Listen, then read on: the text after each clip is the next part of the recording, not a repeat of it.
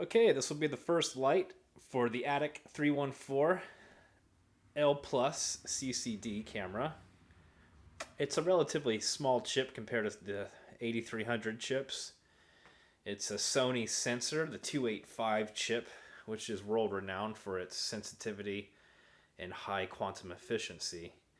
It has regulated cooling, of course, so it's a pretty decent, I would say, intermediate, beginner to intermediate CCD camera. And as you see in front of you, I have the Geoptik EOS lens bayonet adapter. And on top of that, I have my reflex sight for finding targets.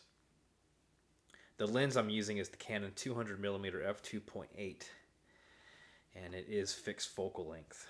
And attached to the lens itself, you see a micro focuser, which basically attaches to the body of the lens, and then I can grip onto the focus ring and make small adjustments with those two knobs.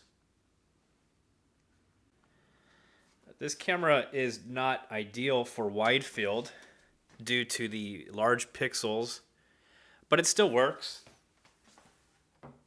So I'm going to show you my first light results. Here's the auto guiding port if you want to use it for auto guiding. Here's the USB port, and of course my power port. But it's a sweet little setup. All in all, very light.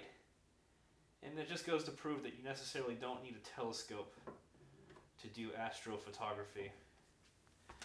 You just need to invest in a really decent camera, and of course that lens that you see is a good lens.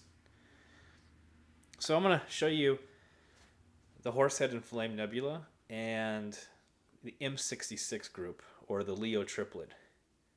And I'll show you my raw files, and then I'll show you my final process files, just to show off what this CCD can do with this setup in particular.